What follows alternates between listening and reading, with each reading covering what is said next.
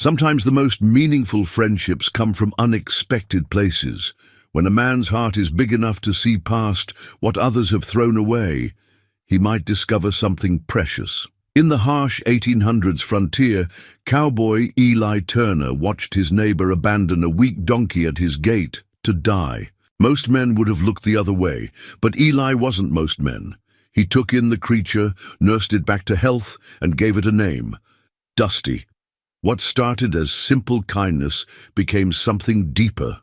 Through cattle drives, dangerous trails, and lonely nights under stars, Dusty proved more than another animal. But could this unlikely partnership survive the ultimate test that the frontier had in store for them? Before we jump back in, tell us where you're tuning in from, and if this story touches you, make sure you're subscribed, because tomorrow I've saved something extra special for you. The Texas sun had not yet painted the horizon when Eli Turner stepped onto his front porch, coffee cup in hand, surveying the land that had become both his sanctuary and his prison. At 45, his face bore the deep lines that only years of squinting against prairie wind and desert sun could carve. His hands, wrapped around the warm ceramic, told stories of countless mornings just like this one, calloused from rope work, scarred from mending fence, steady despite the loneliness that had settled into his bones like winter cold. The Turner Ranch stretched across 500 acres of stubborn Texas soil, where mesquite trees dotted rolling hills and creek beds ran dry more often than not. It wasn't much by some standards, but it was his, bought with money earned driving cattle from San Antonio to Kansas, one grueling mile at a time. The modest wooden house behind him creaked in the morning breeze, its weathered boards gray from years of sun and storm. Sarah had painted those boards white once, back when hope lived in every corner of their home. 3 years had passed since the fever took her. 3 years since he'd buried his wife beneath the old oak tree on the hill, where she could look down on the wildflowers she'd loved so much. The house still held traces of her presence, the blue curtains she'd sewn, the herb garden now gone to weeds, the rocking chair on the porch where she used to sit and watch him work. Some evenings, when the wind was just right, he could almost hear her humming the old hymns she favored. Eli walked to the barn, his boots crunching on the hard-packed earth. Inside, his horse ranger nickered a greeting, and the old milk cow, Bessie, shifted in her stall. His daily routine had become ritual: feed the animals, check the water troughs, mend whatever the night had broken. Work was his salvation, the thing that kept his hands busy and his mind from wandering too far into the darkness that grief could bring. From the barn doorway, he could see smoke rising from Jake Morrison's chimney across the valley. The Morrison spread was larger than Eli's, more profitable too, though Jake had inherited most of his land, while Eli had earned every acre. Jake was a hard man who measured everything in dollars and cents, including the worth of animals. He worked his horses until they were broken, sold his cattle the moment they brought top dollar, and had no patience for anything that didn't turn a profit. The two men had been neighbors for over a decade, but they'd never been friends. Jake saw Eli's kindness toward animals as weakness, the way he'd spend extra money on veterinary care or keep an old horse past its useful years. Soft-hearted fool. Jake had called him more than once, though never quite loud enough to start a real fight.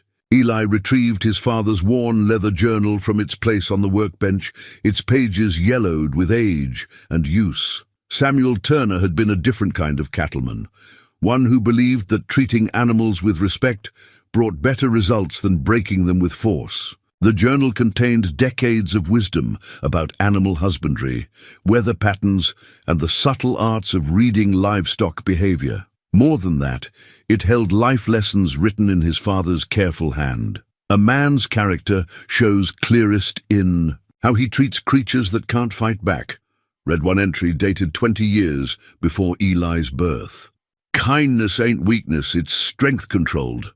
Another passage, marked with a coffee stain from years of reference, stated simply, animals know a man's heart before he speaks a word. They can smell fear, sense anger, and feel love.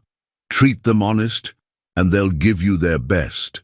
Eli had tried to live by those principles, even when it cost him money or earned him mockery from harder men. His horses worked willingly because they trusted him. His cattle moved easily because they weren't afraid of him. Other ranchers might get faster results with whip and spur, but Eli's animals lived longer, worked better, and somehow seemed to understand that they were partners in the enterprise rather than just tools to be used.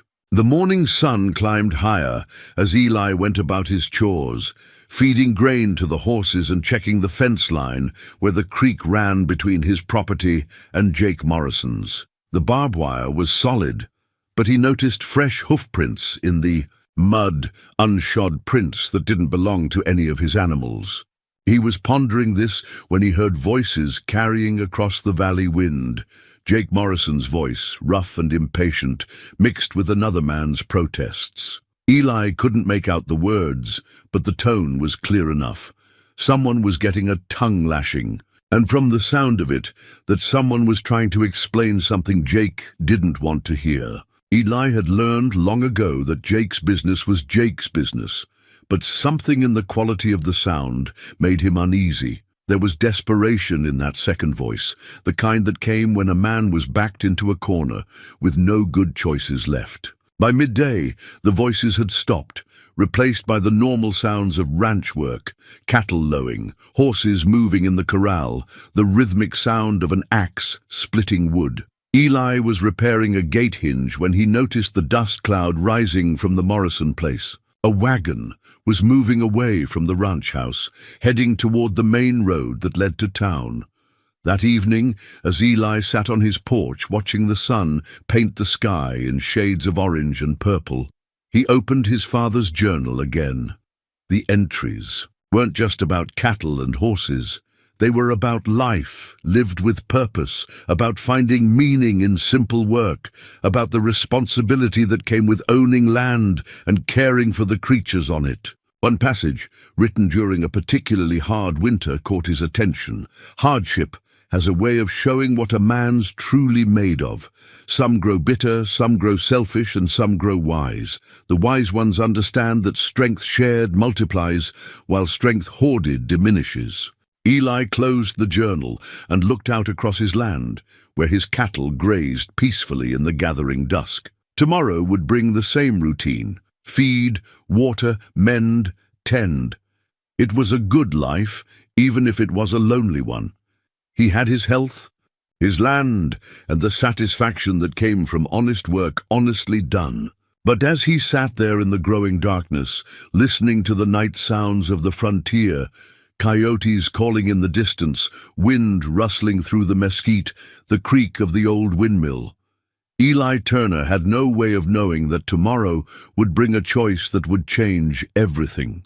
Sometimes a man's character is tested not by the big decisions, but by the small ones. The choice to help or ignore, to show mercy or turn away, to see value where others see worthlessness. Tomorrow would bring such a test, and it would come with forelegs, long ears and eyes that had known too much hardship already. Dawn was breaking grey and cold when Eli stepped out to begin his morning routine, but something was wrong. Where the gate to his corral should have stood open and welcoming, a dark shape huddled against the wooden posts. As he approached, the shape resolved into something that made his stomach tighten with anger and sadness. A donkey, small and pathetically thin, lay pressed against the fence.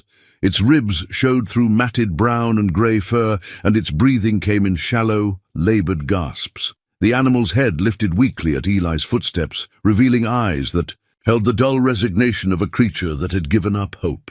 But it was the brand mark on the donkey's hip that truly told the story. Someone had burned a crude M into its hide, not with the careful precision of a proper branding iron, but with something makeshift and brutal. The mark was infected, surrounded by swollen flesh that spoke of recent pain and neglect. "Jesus," Eli whispered, kneeling beside the animal. The donkey didn't try to move away, too weak or too defeated to care about human approach. Eli ran gentle hands over its frame, feeling the sharp edges of bones beneath loose skin, the tremor of exhaustion in muscles pushed beyond endurance. A rope halter hung around the donkey's neck, frayed and weathered, its ends still showing where it had been cut. Someone had brought this animal here and abandoned it, cutting it loose like unwanted baggage and leaving it to die. "You poor creature," Eli murmured, his hands already moving to slip the halter free. "What has someone done to you?" The sound of approaching hoofbeats made him look up. Jake Morrison rode toward the fence line, his face set in its usual hard expression. He reined in his horse and looked down at Eli and the donkey with obvious displeasure. "I see you found my problem," Jake said without preamble. "Figured it would. Find its way to your place. Always do, the worthless ones." Eli stood slowly, his jaw tight. "This is yours? Was mine? Bought it off a man passing through, thought it might be useful for pack work. Turned out to be nothing but a burden. Eats more than it's worth, won't pull a decent load, and that infection's gonna cost more to treat than the animal's value. So you just dumped it at my gate to die?" Jake shrugged, seemingly unbothered by the accusation. "Didn't dump it. Turned. It loose. What it does after that ain't my concern. Maybe the coyotes will get it, maybe it'll wander off and die quiet somewhere. Either way, it's not eating my hay anymore." The casual cruelty of it hit Eli like a physical blow. He'd known Jake was hard, but this was something else entirely. This was a man who could look at suffering and feel nothing but inconvenience. "I'll take it," Eli said quietly. "Take what?" "The donkey. I'll take care of it." Jake laughed, a sound without humor. "Turner, you never cease to amaze me. That animal's half dead already. Even if you save it, what's the point? Can't work, cattle can't pull a plow worth a damn, can't even carry much of a load. It's just gonna eat your feed and give you nothing back." "Maybe," Eli said, returning his attention to the donkey. "But that's my choice to make. Your funeral." Jake turned his horse away, then looked back. "Don't come crying to me when you realize you've thrown good money after bad." As Jake rode away, Eli knelt beside the donkey again. The animal's eyes tracked his movement, and for the first time, Eli saw something other than resignation there. Not hope exactly, but perhaps the faintest spark of curiosity. "Well, friend," Eli said softly, "looks like you're my problem now. Question is, are you willing to fight for your life, or have you given up completely?" Getting the donkey to its feet took patience and gentle coaxing. The animal's legs trembled with weakness, but it managed to stand, swaying slightly. Eli fashioned a makeshift lead from a length of soft rope and began the slow journey to his barn, stopping frequently to let the donkey rest. In the barn, he prepared a stall with fresh straw and filled a bucket with clean water. The donkey drank greedily at first, then more carefully, as if afraid the water might disappear. Eli mixed oats with molasses, creating a mash that would be easier for the weakened animal to digest. As the donkey ate, Eli examined the infected brand more closely. The M had been burned deep, probably with a poker or piece of iron heated in a fire. The surrounding tissue was hot and swollen, clearly painful. It would need cleaning and treatment, but that could wait until the animal was stronger. "You need a name," Eli said, settling onto a feed bucket to watch his patient eat. "Can't just call you Donkey or It if you're going to be staying here."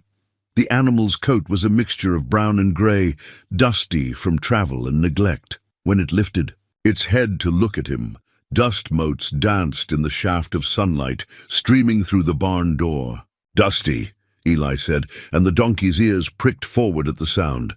"That work for you, Dusty?" Something in the way the animal's ears moved, the slight tilt of its head, suggested approval. Or maybe Eli was just imagining it, seeing what he wanted to see in a creature too tired to react much to anything. Over the following days, Eli established a routine of care that revolved around his new charge. Every morning, he brought fresh water and feed, talking quietly while Dusty ate. The donkey's appetite improved steadily, and with it, a subtle change began to occur.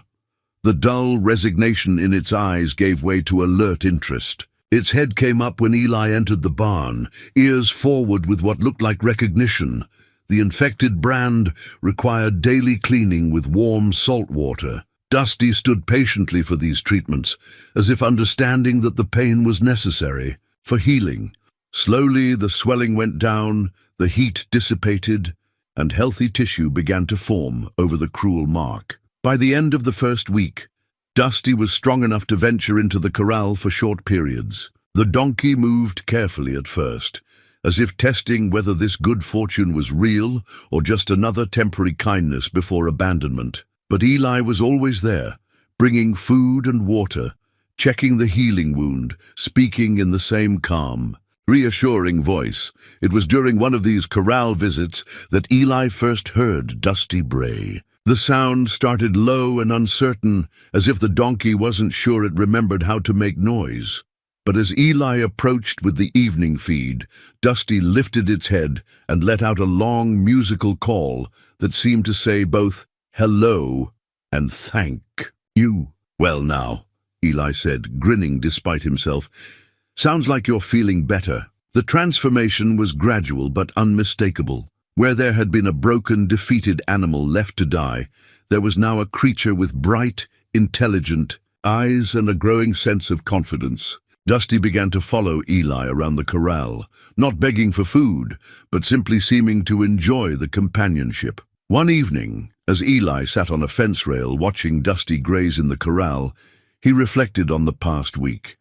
He'd spent more on veterinary, supplies and good feed than many men made in a month, all for an animal that Jake Morrison had written off as worthless. By any practical measure, it was foolish. The donkey would never be a good cattle horse, would never pull a heavy load, would never earn back the money invested in its care. But as Dusty looked up from grazing and walked over to stand beside the fence, close enough that Eli could reach out and scratch behind its ears, he realized that worth wasn't always measured in dollars. Sometimes it was measured in the simple satisfaction of seeing life return to eyes that had held only despair.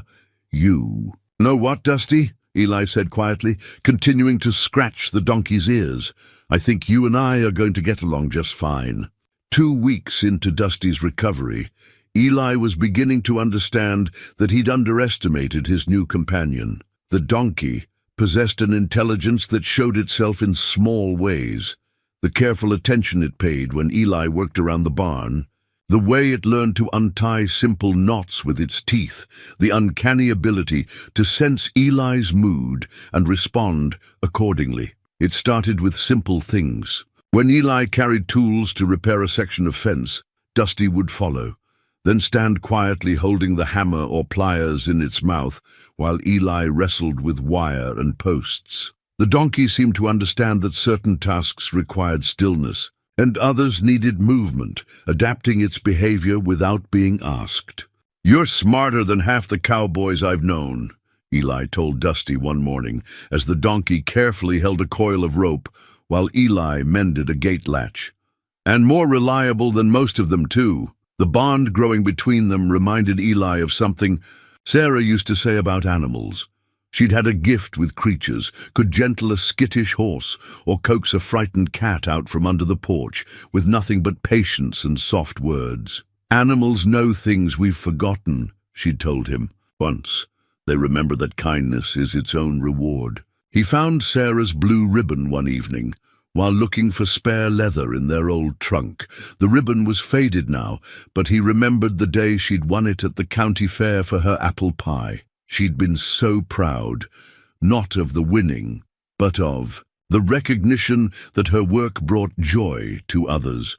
She'd kept the ribbon as a reminder that small acts of care could have lasting value. Looking at the ribbon now, holding its soft fabric between work-roughened fingers, Eli could almost hear Sarah's laughter when she would have first seen Dusty. "Oh, Eli," she would have said, "look at those eyes. This one's got stories to tell." She would have loved the donkey's gentle nature, the way it nuzzled softly instead of demanding, the patience it showed when Eli was teaching it new things. Sarah had always believed that healing came through understanding, whether with animals or people. Teaching Dusty basic commands proved easier than Eli had expected. The donkey learned to come when called, to stand still for grooming, to back up on command. But more than that, it seemed to anticipate what Eli needed, often moving to help before being asked. When Eli worked on the windmill pump one afternoon, struggling to hold a heavy piece in place while tightening bolts, Dusty stepped forward and pressed its shoulder against the assembly, providing just enough support to make the job manageable. The donkey held the position without fidgeting, as if understanding that its help was genuinely needed. Not everyone saw value in what Eli was doing. When Tom Bradley, from the neighboring spread to the east, stopped by to discuss water rights, he couldn't hide his amusement at seeing Dusty following Eli around like a well-trained dog. "Here you took in Jake Morrison's reject," Tom said, nodding toward Dusty. "What you planning to do with it? Can't work cattle, can't pull much of a load. Seems like expensive kindness to me." "Maybe," Eli replied, scratching behind Dusty's ears. "But expensive kindness is still kindness. Sometimes that's enough." Tom shook his head. "You always were too soft-hearted for your own good, Turner. That animal's gonna eat more than it's worth." After Tom left, Eli found himself studying Dusty with new eyes, wondering if his neighbors were right. Was he being foolish, spending money and time on an animal that would never earn its keep? But as he watched Dusty move around the corral with growing confidence, its coat beginning to shine with proper nutrition and care, he realized he didn't care what others thought. The next test came when Eli decided to move a small group of cattle from the upper pasture to graze closer to the house. Normally this was a job for a horse, but Ranger was favoring his left front hoof, and Eli didn't want to risk making the injury worse. "Well, Dusty," he said, fashioning a simple hackamore from soft rope, "want to try some real ranch work?" The donkey stood calmly as Eli adjusted the makeshift bridle, showing none of the resistance he might have expected from an animal that had been mistreated. When Eli swung his leg over Dusty's back, the donkey turned its head to look at him with what seemed like curiosity rather than fear. The cattle were grazing peacefully in a small meadow bordered by creek willows. Eli wasn't sure how Dusty would react to the larger animals, but the donkey approached them with calm confidence. When a young bull lifted its head and snorted a challenge, Dusty simply stood its ground and waited. Moving the cattle proved easier than Eli had expected. Dusty seemed to understand the job instinctively, positioning itself correctly to guide the herd while never pushing too hard or moving too fast. The donkey's calm presence actually seemed to settle the cattle, making them easier to manage than they often were with a horse. By the time they had the cattle settled in the lower pasture, Eli was grinning with pride. Dusty had not only proven useful, but had shown a natural aptitude for the work. The donkey moved with purpose and intelligence, reading the cattle's behavior and responding appropriately. "Sarah would have loved this," Eli said aloud, patting Dusty's neck as they headed back to the barn. "She always said the best partnerships were built on understanding, not force." That evening, as Eli groomed Dusty in the barn, he found himself talking to the donkey in a way he hadn't talked to anyone since Sarah's death. About the challenges of ranch life, about the loneliness of working alone, about the small satisfactions that made the hard days worthwhile. Dusty listened with ears pricked forward, occasionally nuzzling Eli's shoulder or making soft sounds that seemed almost like conversation. There was something healing in having a companion again, even one who couldn't answer back with words. As the days passed, their routine evolved naturally. Dusty learned to carry tools in specially made panniers, to stand guard while Eli worked on equipment, to alert him when something unusual was happening around the ranch. The donkey's keen senses often picked up things Eli missed: the approach of visitors, changes in weather, or problems with the other animals.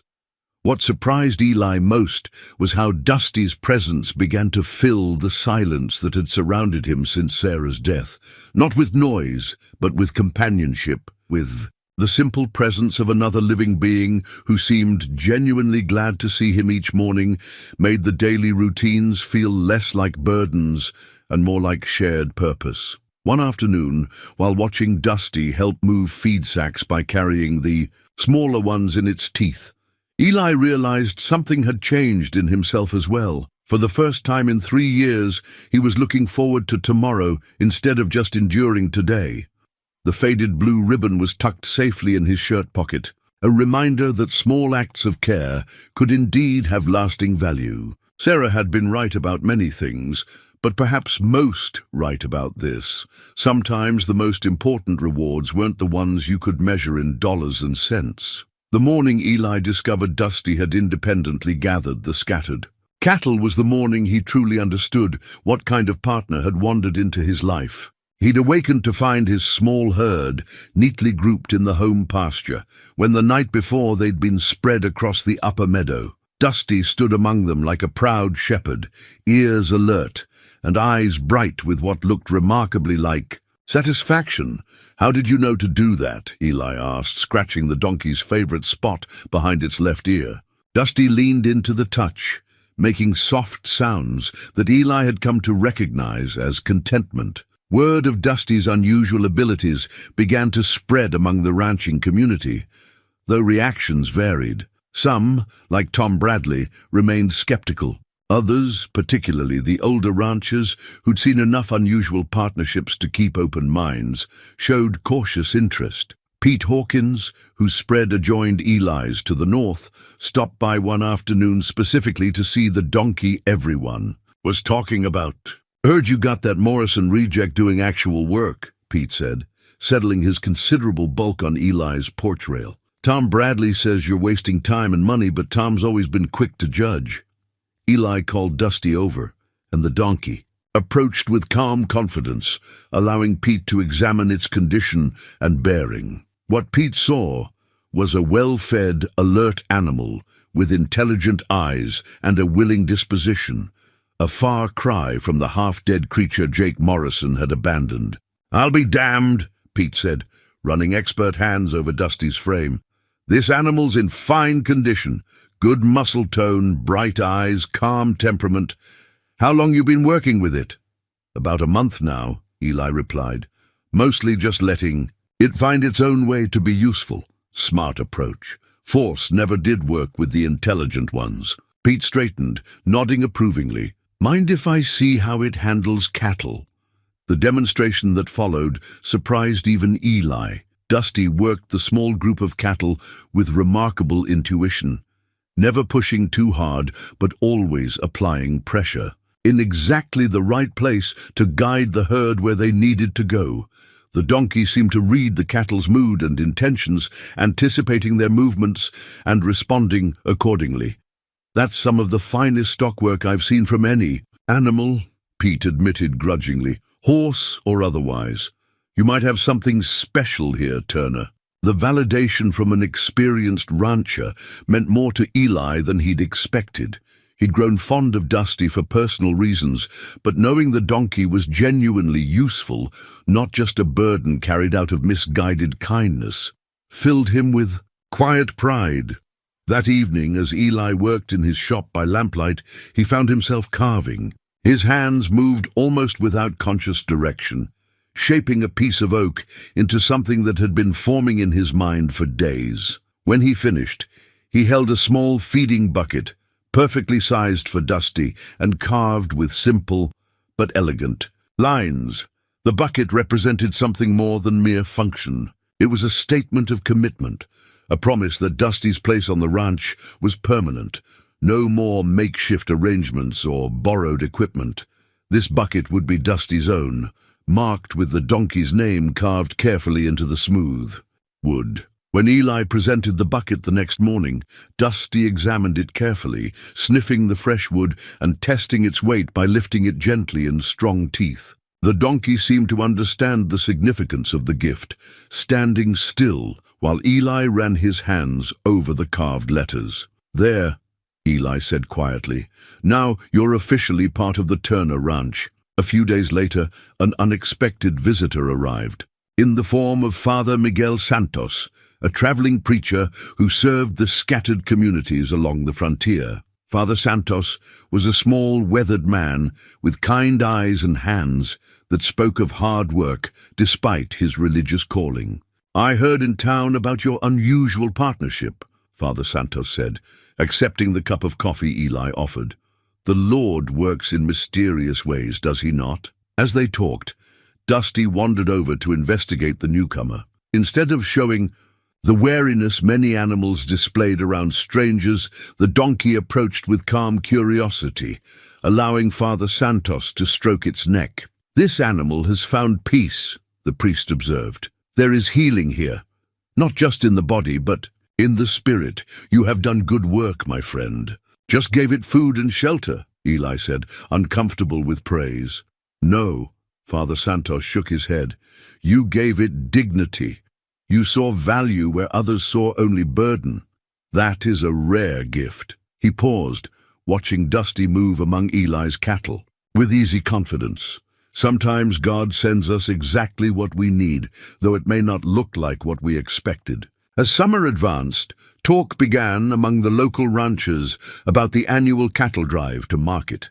It would be Eli's first drive since Sarah's death, and he found himself looking forward to it in a way he hadn't expected. More than that, he was planning to take Dusty along. The decision raised eyebrows among some of his neighbors, but Eli had seen enough of Dusty's abilities to trust the donkey's capabilities. Besides, Ranger was getting older, and the long drive would be hard on the horse. Dusty, despite its smaller size, had proven remarkably hardy and willing. Preparing for the drive meant checking equipment, planning routes, and coordinating with other ranchers. It also meant testing Dusty's endurance and confirming its ability to work with unfamiliar cattle and people. Every test the donkey passed with quiet competence. One afternoon, while Eli was examining his tack and making repairs, a young bull broke through a fence section and began threatening the other cattle. Before Eli could react, Dusty had placed itself between the bull and the herd, standing firm despite being considerably smaller than the agitated animal. The bull, confused by this unexpected challenge from such an unusual opponent, lowered its head and pawed the ground. But instead of backing down, Dusty held its position, radiating a calm authority that somehow diffused the situation. After several tense moments, the bull lost interest and wandered away to graze. "Well, I'll be," Eli said aloud, impressed by the donkey's protective instincts. "You're full of surprises, aren't you?" That evening, as Eli groomed Dusty and checked the healing progress of the old brand mark, he reflected on how much had changed in just a few months. What had started as an act of simple mercy had evolved into something he hadn't expected, a true partnership. The donkey had not only recovered its health, but had revealed abilities that made it genuinely valuable to ranch operations. More than that, Dusty had brought something back to Eli's life that he'd thought was lost forever, a sense of companionship and shared purpose. As he worked, Dusty stood patiently, occasionally turning its head to watch Eli's hands or to nuzzle his shoulder affectionately. The simple interaction filled something in Eli that had been empty since Sarah's death. Tomorrow they would begin final preparations for the cattle drive. It would be a test of everything they'd learned about working together, but Eli felt ready for the challenge. Whatever came, he and Dusty would face it as partners. The hand-carved bucket sat in its place by the barn door, catching the evening light on the carefully carved letters of Dusty's name. It was a small thing, but it represented something larger, the transformation of two broken souls into something stronger together than either could be alone. The cattle drive began before dawn, with 300 head of mixed longhorns and crossbred stock moving north toward the railhead at Dodge City. Eli had joined with 4 other ranchers for the drive, combining their herds for safety and efficiency. The other men, Pete Hawkins, Jim Crawford, young Bobby Martinez, and grizzled veteran Frank Cooper, had all expressed varying degrees of skepticism about bringing a donkey on such a demanding journey. "I hope that donkey of yours can keep up," Frank Cooper said, as they positioned themselves around the herd. Frank had been driving cattle for 30 years and had strong opinions about proper equipment. "This ain't a Sunday ride in the park." Eli touched the silver compass in his vest pocket, a habit he'd developed whenever facing uncertainty. The compass had belonged to his father, who'd carried it through his own cattle-driving days, and passed it to Eli with simple advice. True north. Never changes, son. When you're lost, that's the direction that'll see you home. Dusty seemed to understand the importance of the day. The donkey moved with calm confidence among the cattle, positioning itself naturally in the herd structure and responding to Eli's signals with practiced ease. As the sun climbed higher and the drive settled into its rhythm, Eli noticed the other cowboys beginning to pay attention to how Dusty worked. The first real test came at Willow Creek, swollen with spring runoff and running fast enough to make the crossing treacherous. The cattle balked at the water's edge, bunching together and refusing to enter the swift current. This was exactly the kind of situation where an inexperienced animal could cause serious problems, spooking the herd or getting itself in trouble, but Dusty surprised everyone. Without waiting for direction, the donkey waded into the creek, moving confidently through water that came up to its belly. The sight of the small, sure-footed animal crossing calmly had an immediate effect on the cattle. If the donkey could make it safely, they seemed to reason, so could they. "I'll be damned," Jim Crawford said, watching his own cattle follow Dusty's lead into the water.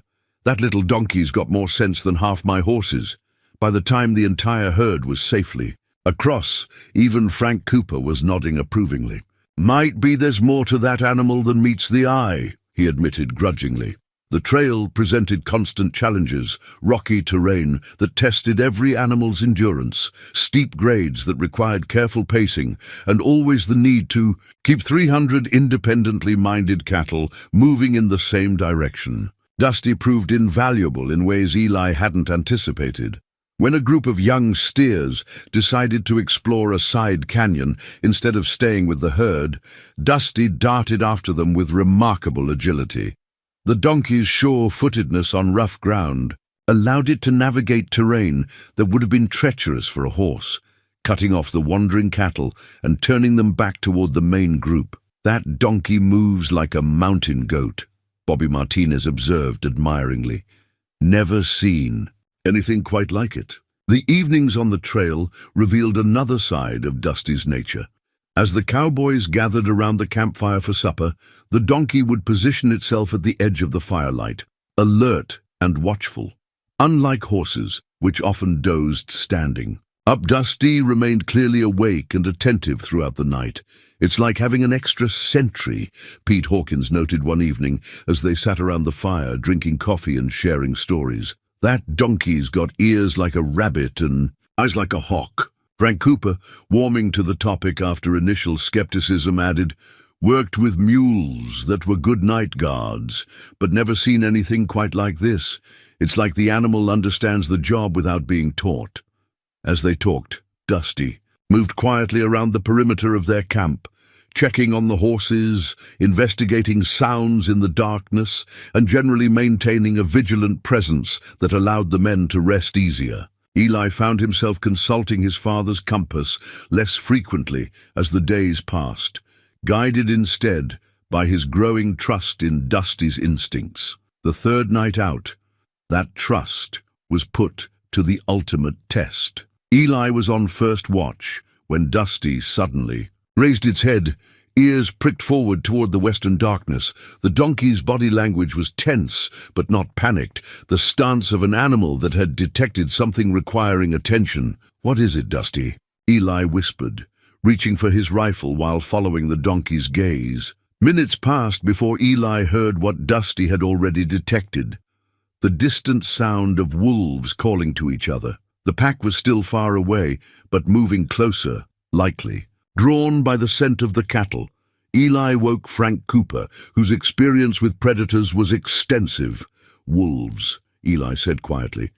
"Dusty heard them before I did." Frank listened for a moment, then nodded. "Good ears on that donkey. We'll need to build up the fires and keep extra watch.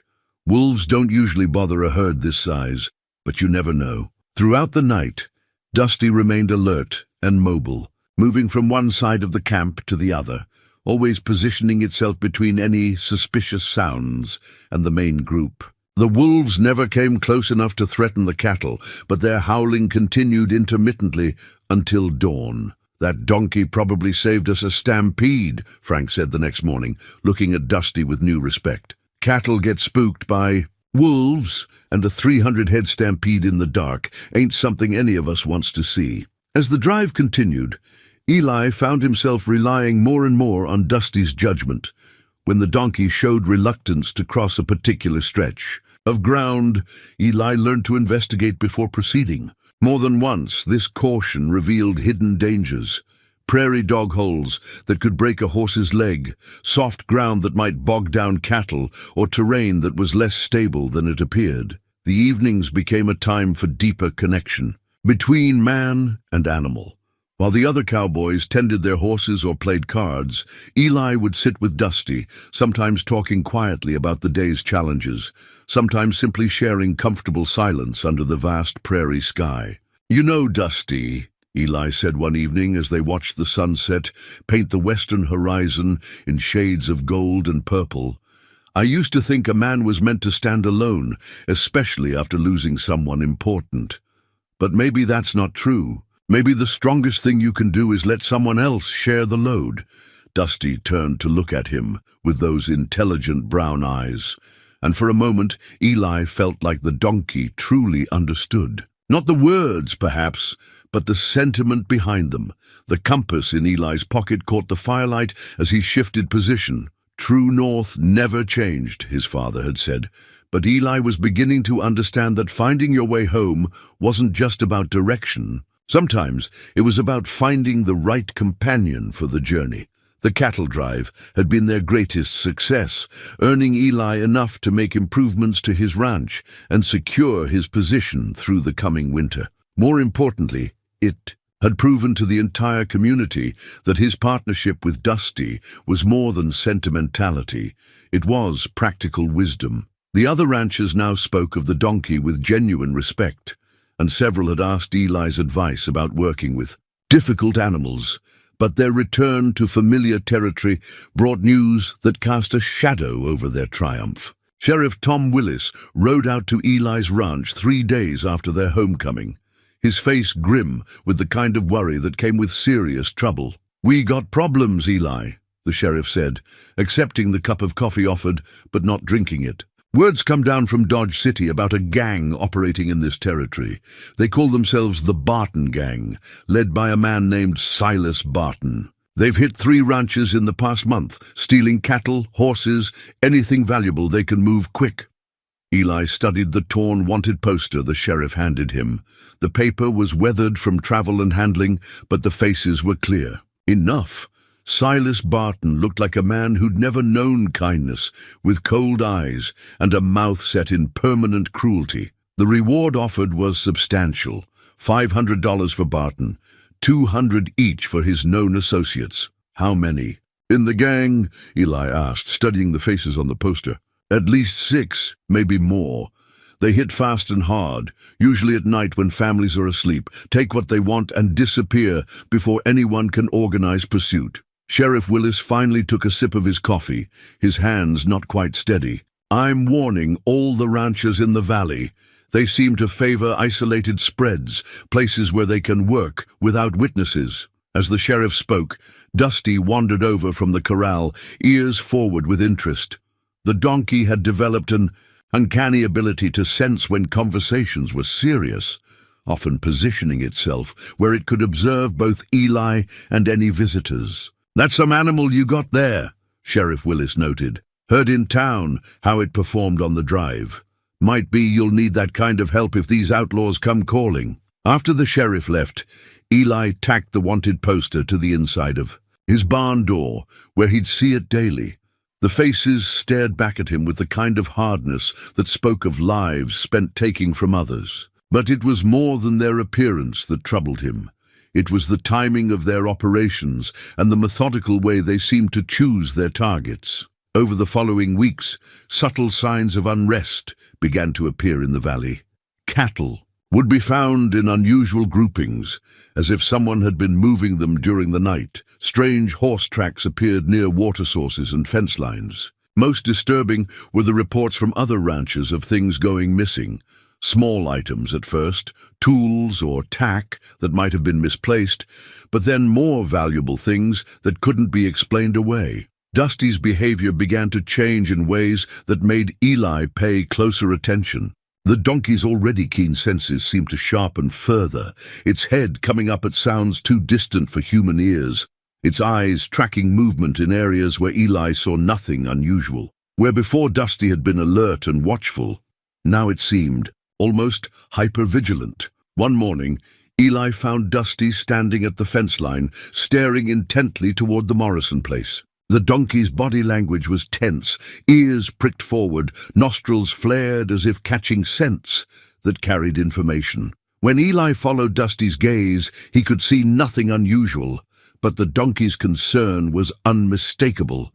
"What is it, friend?" Eli asked quietly. But Dusty remained focused on whatever had caught its attention. Later that day, Pete Hawkins rode over with news that someone had cut his fence during the night and driven off a dozen head of cattle. The thieves had been professional about it, taking only the best animals and leaving no clear trail to follow. "It's starting," Pete said grimly. "Just like the sheriff warned, they're testing us, seeing what they can get away with." The community meeting that evening filled the small church in town beyond capacity. Ranchers, townspeople, and anyone else, with something to lose, gathered to discuss the growing threat.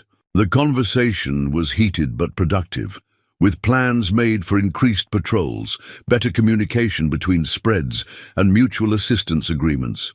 But as Eli listened to the worried voices around him, he found his attention drawn to thoughts of his isolated ranch and his growing dependence on Dusty's remarkable abilities. The donkey had already proven invaluable in legitimate ranch work, but Eli was beginning to suspect those same qualities might be crucial in dealing with more dangerous challenges. Riding home under a star-filled sky, Eli noticed how Dusty's head turned constantly, ears swiveling to catch sounds from multiple directions.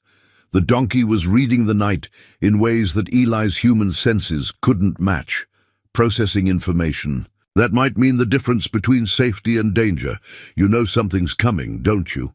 Eli said quietly, leaning forward to pat Dusty's neck. "Question is, are we ready for it?" The next few days brought more troubling signs.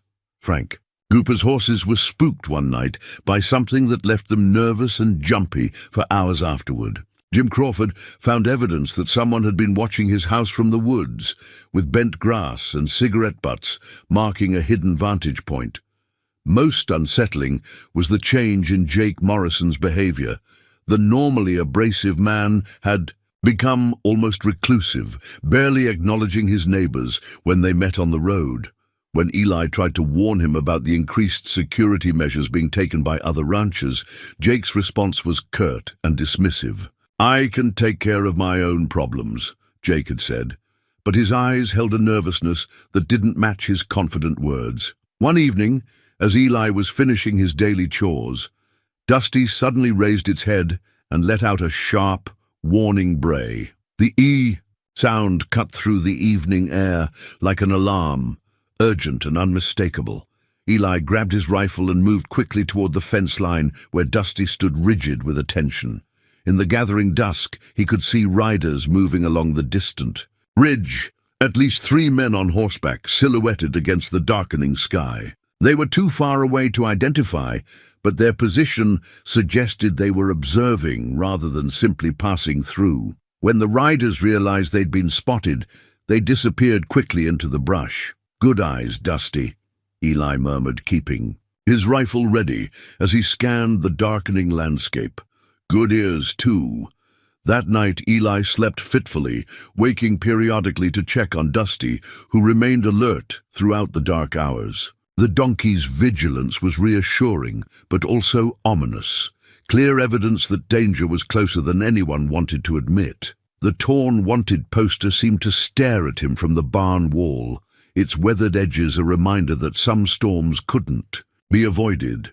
only endured. But as Eli looked at Dusty's steady, intelligent profile in the moonlight, he felt something he hadn't experienced in years, the comfort of not facing that storm alone. The discovery came by accident, which later made Eli wonder if accidents were ever truly accidental. He'd been following Dusty through the scrub brush along his eastern fence line, trusting the donkey's instincts, as he'd learned to do, when they came upon Jake Morrison's hidden camp. It wasn't much. A small clearing concealed by mesquite and prickly pear, with the cold remains of a campfire and evidence that someone had been using the spot regularly. But what caught Eli's attention weren't the obvious signs of occupation. It was the papers scattered by the morning wind, legal documents that had no business being in the middle of nowhere. Dusty had found them first, nosing at a piece of paper caught on a thorny bush. As Eli carefully extracted the document, he recognized it immediately as a deed. Jake Morrison's deed to his ranch, marked with stamps and signatures that told a story Jake had been keeping secret. The papers revealed everything. Jake's ranch was mortgaged to the limit, with payments months overdue, to a bank in Kansas City. But more damning were the letters from private creditors, men with names Eli recognized from wanted posters, men who collected debts with violence rather than legal processes. A letter dated just 2 weeks earlier made Eli's blood run cold. "Morrison, you owe us $12,000, and our patience is finished. You deliver as promised, or we'll take payment in blood. The Turner spread looks profitable. Make sure his cattle are marked proper when we arrive. S. Barton." The pieces fell together with horrible clarity. Jake hadn't just abandoned that donkey. At Eli's gate, he'd been planning something much worse all along. The rustling, the mysterious riders, the careful observation of ranch operations. It had all been preparation for a coordinated theft, with Jake Morrison as the inside man. Dusty stood quietly while Eli read through the documents. But the donkeys' ears were constantly moving, monitoring their surroundings with the vigilance that had become second nature. When footsteps approached through the brush, Dusty's sharp bray of warning gave Eli just enough time to fold the papers and prepare for confrontation. Jake Morrison stepped into the clearing, his face dark with anger and something else: fear. He was armed, his hand resting on his pistol grip, but his eyes kept darting around as if expecting other threats. "You got no business here, Turner," Jake said, his voice tight with strain. "This is my land." "Is it?" Eli replied calmly, holding up the deed papers. "According to these documents, you don't own much of anything anymore. Question is, what were you planning to do about it?" Jake's face went pale, then flushed with desperate anger. "You don't understand the situation I'm in. Those men, they'll kill me if I don't deliver what I promised." "And what exactly did you promise them, Jake?" The silence stretched between them, broken only by Dusty's soft snorting as the donkey tested the air for scents of danger. Finally, Jake's shoulders sagged in defeat. "Your cattle," he admitted. "Your land. They wanted a rich target. Someone who'd have enough stock to make it worth their while. I told them about your successful drive, about how much money you'd made." Eli felt a cold fury building in his chest, not just at the betrayal, but at the casual way Jake had marked him for destruction. "So you've been their scout, watching my ranch, marking my cattle, reporting my routines." "I didn't have a choice." Jake's voice cracked with desperation. "They would have killed me, taken my land anyway. This way, at least I survive." "What about my survival, Jake? What about my life?" Jake's hand moved closer to his gun, but his eyes showed no real conviction. "I'm sorry, Eli, I truly am, but it's you or me, and I choose me." The confrontation might have escalated to violence, but Dusty suddenly stiffened, head turning toward the eastern approach to the clearing. The donkey's warning came just as the sound of multiple horses reached human ears, riders approaching at a careful pace, trying to move quietly but not quite succeeding. "They're early," Jake whispered, fear replacing anger in his voice. "They weren't supposed to come until tonight." Eli quickly counted the approaching sounds. At least 4 horses, maybe more. Too many to fight in an open confrontation, especially with Jake's uncertain loyalty. But Dusty was already moving, positioning itself between Eli and the most likely approach route, ears laid back in a way Eli had never seen before. "Call them off, Jake," Eli said quietly, his rifle ready, but not yet raised. "This doesn't have to end in blood." "I can't," Jake replied miserably. "They don't listen to me. I'm just the bait they used to set the trap." The first rider emerged from the brush, and Eli immediately recognized Silas Barton from the wanted poster. The outlaw leader was exactly what Eli had expected, cold-eyed, heavily armed, and carrying himself with the casual cruelty of a man who took what he wanted without conscience. "Well, well," Barton said, surveying the scene with satisfaction. "Looks like our friend Morrison delivered exactly what he promised. Turner, you're going to make this very easy for us." Two more riders appeared, flanking Barton with practiced efficiency. All were armed with rifles and pistols, clearly experienced in violence, but what troubled Eli most was their confidence. They acted like men who had never failed in their criminal enterprises. "Your cattle are already marked," Barton continued conversationally. "Morrison's been busy these past weeks, making sure we know exactly which animals belong to you. We'll be taking them tonight, along with your horses and anything else of value. The question is whether you'll be alive to see us leave." Dusty's soft growl was so unexpected that even Barton's horse shied slightly. The donkey had never made such a sound before, but there was no mistaking the protective threat in it. Despite being vastly outgunned and outnumbered, Dusty was preparing to fight. "That's an interesting animal you got there," Barton observed with amusement. "Might be worth something broken to saddle. We'll add it to our take." The casual mention of breaking Dusty triggered something in Eli that years of careful self-control couldn't contain.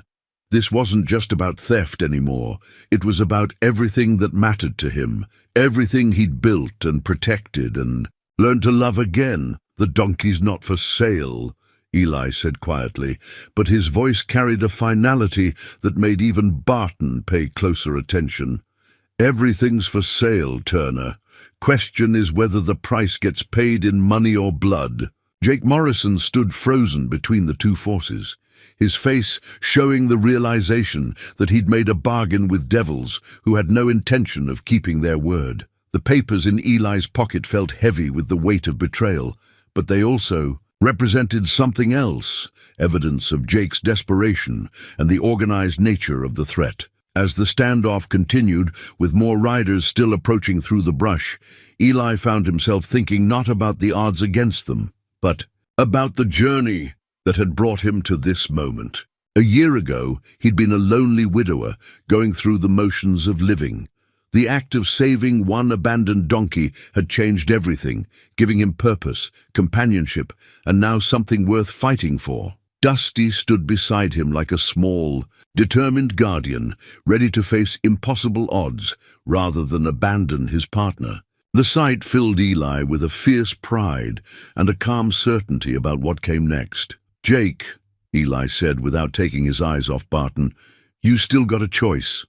It's not too late to do the right thing." But Jake Morrison's face showed only the hollow despair of a man who'd already made his decision and couldn't find the courage to change it. The papers rustled in Eli's pocket as the wind picked up, carrying with it the scent of approaching storm, both meteorological and human. The confrontation in the clearing ended not with gunfire, but with Barton's calculated retreat. "Tonight, Turner," the outlaw leader had said with cold certainty, "when the moon sets and the darkness is complete, we'll come for everything you have. Use the time to make your peace." Now, as the afternoon sun cast long shadows across his ranch, Eli moved with the methodical precision of a man who understood that survival depended on preparation. He'd sent Jake Morrison away with a warning: leave the territory or face the consequences when this was over. Jake's cowardice had been complete, fleeing toward town with the frantic haste of a man who knew he'd chosen the wrong side. Dusty followed Eli from building to building as they assessed defenses and identified advantages. The ranch layout, which had always seemed humble and practical, now revealed itself as potentially strategic. The house sat on a slight rise, giving clear sightlines in all directions. The barn was positioned to provide cover while protecting the animals. The corral fence, built strong enough to contain cattle, might also serve to channel attackers into predictable approaches. "What do you think, partner?" Eli asked, studying the ground between the house and the creek. "They'll come from the east, using the creek bed for cover, but that means they'll have to cross open ground to reach the buildings." Dusty's ears swiveled as the donkey analyzed the same terrain, and Eli had learned to trust his companion's instincts about such things. Where Eli saw tactical advantages, Dusty seemed to sense the emotional currents, the places where fear and determination would clash, where courage would be tested against overwhelming odds. Inside the house, Eli retrieved items he'd hoped never to need for defense. His father's old Sharps rifle, cleaned and loaded, with enough ammunition for a prolonged fight. Sarah's Colt revolver, which she'd learned to use during their early years, when the frontier was even wilder than it was now. And from a secret compartment, behind the kitchen cabinet, wrapped carefully in soft cloth, Sarah's wedding ring. The ring caught the afternoon light as Eli held it in his palm, remembering the day he'd placed it on her finger and the promises they'd made to each other. Simple gold, worn smooth by years of work and devotion, it represented everything he'd lost and everything he'd slowly learned to value again. "I should have given this to you properly," he said quietly, thinking of the grave on the hill where wildflowers still grew despite his neglect. "Should have told you how sorry I was that our time was cut short." But as he held the ring, Eli realized something had changed in his relationship with grief. The ache was still there, the sense of loss that would never fully heal, but it no longer dominated every thought. Dusty's presence had taught him that love didn't end with death. It transformed, becoming something that could be shared with new companions without diminishing what had come before. He tucked the ring into his shirt pocket, close to his heart, where it would remind him what he was fighting for. The sound of approaching horses made both man and donkey freeze with attention, but these riders announced themselves with calls of greeting rather than stealth. Pete Hawkins led the group, 5 men in total, all armed and determined-looking. "Heard in town that you might be having visitors tonight," Pete said, dismounting with the careful movements of a man past his prime, but not past usefulness. "Figured you could use some help." Frank Cooper was there, along with Jim Crawford and young Bobby Martinez. The 5th man surprised Eli. It was Father Miguel Santos, the traveling preacher, carrying an old but well-maintained rifle with the familiarity of someone who'd used it before. "The Lord helps those who help themselves," Father Santos explained with a gentle smile, "and sometimes he sends friends to share the burden." As the men examined the ranch's defensive possibilities, Eli felt a warmth that had nothing to do with the fading sunlight.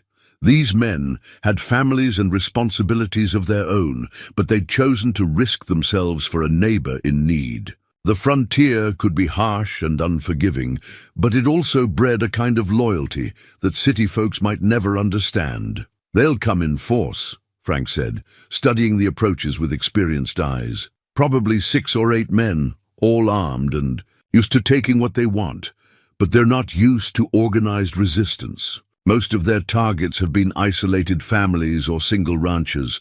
Pete nodded agreement. "We position ourselves right, make them fight for every yard, and they might decide it's not worth the cost. Or they might decide to burn us out," Jim added grimly. "These aren't the kind of men who walk away from a fight once it's started." As they planned positions and fields of fire, Dusty moved among the men with calm interest, seeming to understand that these humans were allies in whatever was coming. The donkey's presence had a subtle effect on the group, reminding them that they were protecting more than just property. They were defending a way of life that valued kindness over cruelty, cooperation over exploitation. Father Santos took particular interest in Dusty, scratching behind the donkey's ears while speaking quietly in Spanish. "This animal has a peaceful spirit," he told Eli, "but I sense great courage too. It will not abandon you when the test comes." As evening approached, the men took their positions. Pete and Frank would cover the eastern approaches from the barn. Jim and Bobby would position themselves near the corral, with good sight lines to the north and south. Father Santos, despite his religious calling, proved to have extensive military experience and took the position with the best overall view of the ranch. Eli and Dusty would remain mobile, responding to threats as they developed and coordinating. The defense. It wasn't perfect, but it gave them a fighting chance against superior numbers. The last preparations were made in gathering darkness. Lanterns were extinguished, weapons checked one final time, and positions confirmed. But as the moon began its arc across the star-filled sky, Eli found himself standing in the corral with Dusty, sharing a moment of quiet before the storm. "You know what's coming, don't you?" Eli said, running his hands over Dusty's neck and shoulders, feeling the strength that had developed during their months together. "Nobody would blame you if you wanted to be somewhere else when it starts." Dusty's response was to step closer, pressing against Eli's side with the solid warmth of absolute loyalty. Whatever came, they would face it together. "I need you to understand something," Eli continued, his voice thick with emotion. "When Jake Morrison dumped you at my gate, I thought I was saving your life, but it turns out you were saving mine. You gave me a reason to care about tomorrow again, to believe that good things were still possible."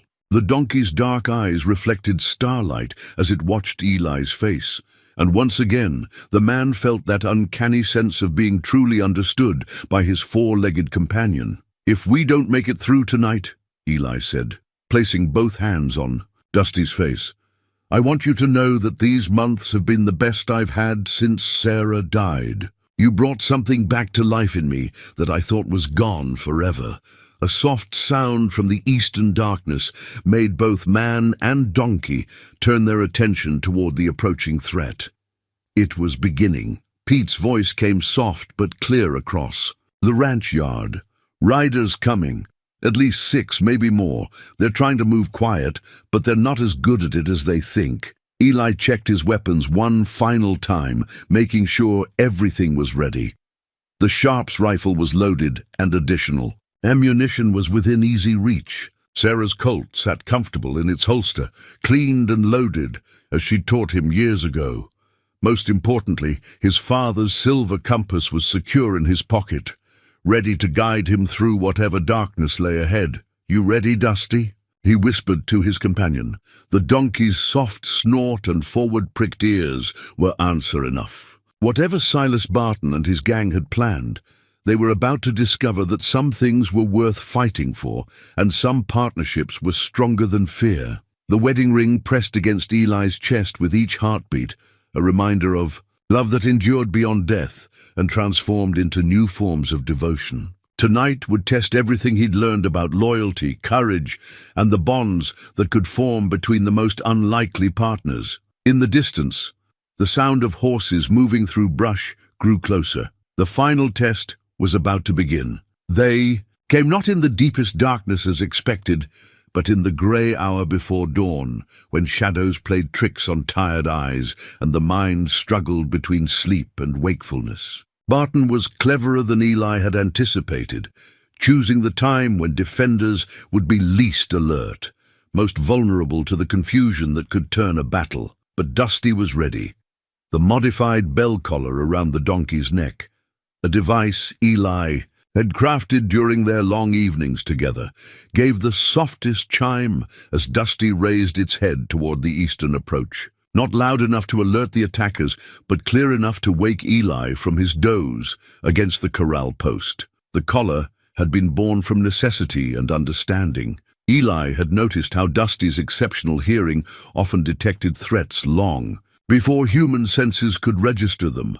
But the donkey's natural warnings, braying or snorting, might also alert approaching danger to their awareness. The tiny bells, sewn into a soft leather collar and muffled with cloth, created a communication system that was both subtle and effective. Now, as the first pale light touched the eastern horizon, that system proved its worth. Dusty's slight head movement caused the faintest musical whisper, enough to bring Eli fully alert without betraying their readiness to whoever was approaching through the pre-dawn gloom. Eli touched Dusty's neck gently, acknowledging the warning, then moved into position behind the water trough where he had clear sightlines while remaining concealed. The donkey followed, positioning itself where it could observe multiple approaches while staying close enough to Eli to maintain their communication. The first rider appeared at the edge of rifle range,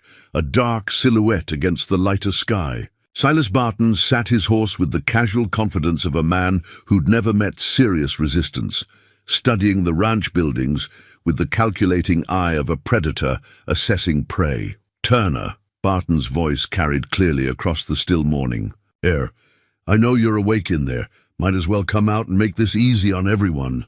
Eli remained silent, using the time to count riders as they emerged from concealment. 7 men, all armed, positioned to cover the main approaches to his buildings, but their positioning also revealed something important. They expected to face a single frightened rancher, not an organized defense. "We know you got help in there," Barton continued, his voice taking on a mocking tone. "Old men and a preacher from what we heard in town. They're going to get hurt if this goes hard, Turner. You want that on your conscience?" The psychological warfare was beginning, the attempt to isolate Eli emotionally and make him feel responsible for whatever happened to his friends. But Dusty's steady presence beside him, the warm reality of their partnership, helped Eli maintain his focus on what mattered. Pete Hawkins' voice came from the barn, calm and steady. "Barton, you're trespassing on private property. Turn around and ride out, and nobody has to get hurt." Barton's laughter was genuinely amused. "Old man, you got no idea what you're interfering with. This is business, and Turner owes a debt that's gonna get paid one way or another. The only debt around here is the one Jake Morrison owes for his betrayal," Eli called out, finally speaking, "and you're going to find collecting it harder than you expect." The first shot came without warning, aimed, not at the defenders, but at the water trough near Eli's position. The bullet sparked off the metal rim, sending a clear message. They knew where he was, and could have killed him if that had been their immediate intent. But Dusty's reaction to the gunshot surprised everyone, including Eli. Instead of bolting or cowering, the donkey moved with swift intelligence toward the barn, using the building's wall for cover while positioning itself where it could observe the attackers' movements. The donkey was thinking tactically, reading the battlefield with an instinct that seemed almost supernatural.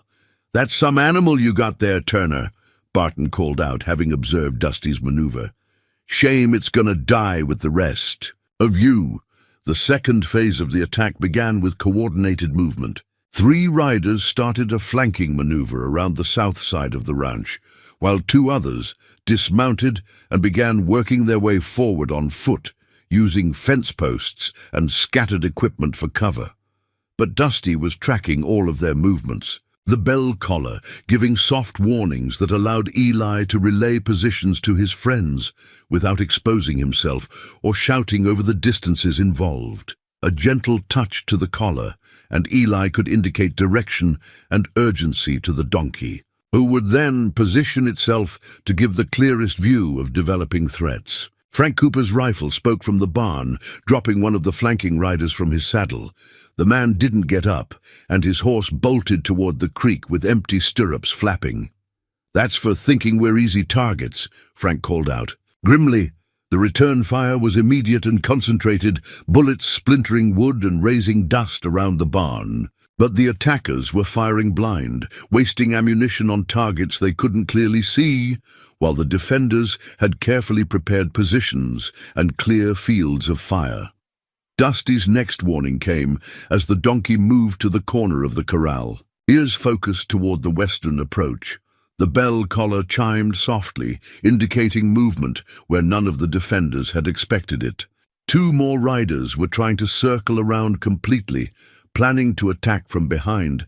Eli whistled softly, a signal he and Father Santos had arranged, and saw the preacher shift his position to cover the new threat. The coordination was working, The defense holding, but Eli knew this was just the beginning. Barton was testing their resolve and capabilities, probing for weaknesses while keeping his best men in reserve.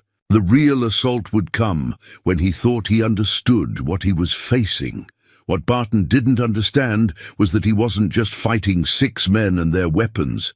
He was fighting a partnership that had been forged through months of trust, communication, and mutual dependence. Dusty wasn't just an animal seeking shelter. It was an intelligent ally who understood the stakes and was willing to face them. As gunfire erupted in earnest and the morning light grew stronger, man and donkey moved together with practiced precision, each anticipating the other's needs and responding accordingly. The modified bell collar sang its soft warnings, guiding them through the chaos toward whatever resolution lay ahead. The battle's turning point came when Jake Morrison returned. Eli saw him first, a lone rider approaching from the north, silhouetted against the rising sun. For a moment, hope flickered that Jake had found his courage and come to help his neighbors against the criminals he'd helped create. But the way he rode, hunched and desperate, suggested something different entirely. Dusty's bell collar chimed. Urgent warning as the donkey detected what Eli's eyes couldn't yet see. Jake wasn't alone. He was being driven toward the ranch by 2 more of Barton's men, positioned to cut off any escape route. The trap was closing from multiple directions simultaneously. "Turner!" Jake's voice cracked with desperation as he entered rifle range. "I tried to leave like you said, but they caught me on the road. They're gonna kill me if you don't surrender." Barton's voice followed, filled with cruel satisfaction. "That's right, Turner. Your neighbor's life is in your hands now. Come out with your hands up, and maybe we'll make this quick for everyone." From his position behind the water trough, Eli could see Jake's face clearly now. The man was terrified. But there was something else in his expression, a calculating look that suggested this might be another layer of deception. Jake Morrison had proven himself untrustworthy once already. Dusty seemed to sense Eli's uncertainty about Jake's true intentions. The donkey moved restlessly, ears swiveling between Jake's position and the other attackers, as if trying to process multiple sources of danger simultaneously. The sound of splintering wood came from the barn as Barton's men intensified their assault on the defenders' positions. Pete Hawkins called out that he was running low on ammunition, and Jim Crawford's rifle had fallen silent after taking a bullet crease across his shoulder. It was then that Jake Morrison made his final choice. Instead of dismounting and seeking cover as a genuine captive might, Jake suddenly spurred his horse directly toward Eli's position, drawing his pistol as he rode. The deception was complete. He wasn't a prisoner, but a willing participant, using the ruse to get close enough for a killing shot. But Jake had forgotten about Dusty. The donkey reacted with explosive speed, placing itself directly between Jake's, charging horse and Eli's position. The collision was tremendous. Jake's horse reared and stumbled as it struck the much smaller animal, throwing its rider from the saddle and sending him tumbling across the hard-packed earth. Dusty rolled with the impact, regaining its feet with remarkable agility despite the violent collision. Jake Morrison lay motionless where he'd fallen, his neck bent at an unnatural angle. The betrayal was over. "Dusty!" Eli called out, but the donkey was already moving, positioning itself for the next threat, despite the obvious pain from its collision. With the horse, Barton's rage at seeing his inside man eliminated was immediate and vicious. "Kill them all!" he shouted to his remaining men. "No prisoners, no mercy!" The final assault came with desperate fury. The surviving outlaws abandoned careful tactics for a frontal charge, hoping to overwhelm the defenders through sheer violence. But their anger made them careless, and careful preparation began to tell. Frank Cooper's rifle brought down another rider as he tried to reach the barn. Father Santos, proving his military experience wasn't just legend, placed precise shots that forced the attackers to seek cover rather than maintain their charge. But it was Dusty who turned the tide decisively, as Silas Barton himself spurred. his horse toward Eli's position, confident that his superior firepower and position would carry the day. The donkey did something completely unexpected. Instead of seeking safety, Dusty charged directly toward Barton's horse, braying with a sound that was part war cry and part territorial challenge. The effect was immediate and dramatic. Barton's horse, already nervous from gunfire and the smell of blood, panicked completely when confronted by this small, determined adversary. The horse reared, threw its rider, and bolted toward the creek in blind terror. Barton hit the ground hard, but rolled to his feet, drawing both pistols and looking for targets. But he was now on foot, alone, and surrounded by entrenched defenders who had clear shots at his position. "It's over, Barton," Eli called out, his Sharps rifle centered on the outlaw leader's chest. "Your men are dead or running. Drop your weapons." For a moment, Barton's cold eyes showed the calculation of a man weighing his chances of fighting free. But as he looked around at the faces of the men he'd tried to rob and terrorize, he saw something that made his decision for him. These weren't frightened victims anymore. They were neighbors who had stood together against a common threat and discovered their own strength in the process. The broken spurs from one of the fallen outlaws caught the morning sunlight as Barton slowly placed his weapons on the ground. The ornate silver was scratched and dented, symbols of a life spent taking from others, now reduced to worthless metal in the dust. "You win this round, Turner," Barton said, but his voice held no trace of surrender, only the promise of future violence. "But you can't watch your back forever." "Maybe not," Eli replied, keeping his rifle steady, "but I won't be watching it alone." As Sheriff Willis and his deputies arrived to collect the survivors and begin the long process of justice, Eli knelt beside Dusty to examine the donkey's injuries from the collision with Jake's horse. Nothing appeared to be broken, but there would be soreness and bruising that would take time to heal. "You saved my life," Eli said quietly, running gentle hands over Dusty's neck and shoulders. Again, Dusty's response was to lean against Eli's side, sharing warmth and comfort after the violence of the morning. The bell collar chimed softly with the movement, its gentle music a reminder of the communication and trust that had carried them through their darkest hour. The sun was fully risen now, painting the ranch in warm colors that seemed to promise better days ahead. The immediate danger was over, but Eli knew the real victory wasn't in defeating Silas Barton's gang. It was in discovering that kindness, when backed by courage and supported by friendship, could indeed overcome the worst that life had to offer.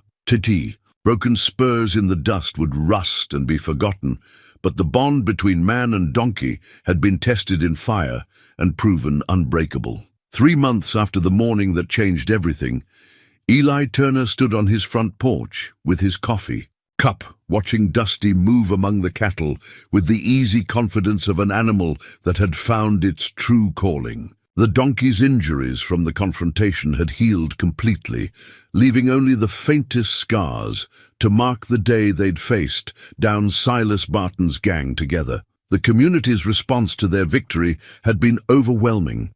Neighbors who'd once questioned Eli's wisdom in keeping a worthless donkey now spoke of Dusty with genuine admiration. The story had spread beyond their valley, becoming one of those frontier legends that would be told around campfires for generations.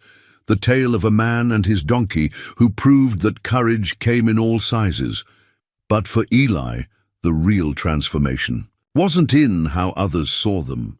It was in how he saw himself. The lonely widower who'd gone through the motions of living had become a man with genuine purpose again, not just in the daily work of ranching, but in the deeper satisfaction that came from partnership, from knowing that his life mattered to another living being who depended on him completely. This morning, like every morning for the past year, Dusty had been waiting by the barn when Eli emerged from the house. The donkey's routine never varied. A soft greeting, a gentle nudge for attention, and then the shared walk to begin their daily tasks. But now there was something new above. The barn door that caught the early sunlight, a brass nameplate, professionally engraved with simple words that carried profound meaning. Dusty, partner Eli, had commissioned the plate from the blacksmith in town, wanting something permanent to mark Dusty's place on the ranch, not as livestock or property, but as family. The brass gleamed in the morning light, a visible symbol of the bond that had sustained them through their darkest hour. The sound of an approaching wagon made both man and donkey look toward the main road. Eli recognized the family immediately, the Hendersons, newcomers to the territory who'd bought land on the other side of the valley. Tom Henderson was an earnest young man with a pregnant wife and 2 small children, trying to build a life in country that could be unforgiving to the inexperienced. "Mr. Turner," Tom called out as he brought his wagon to a stop. "Hope we're not intruding.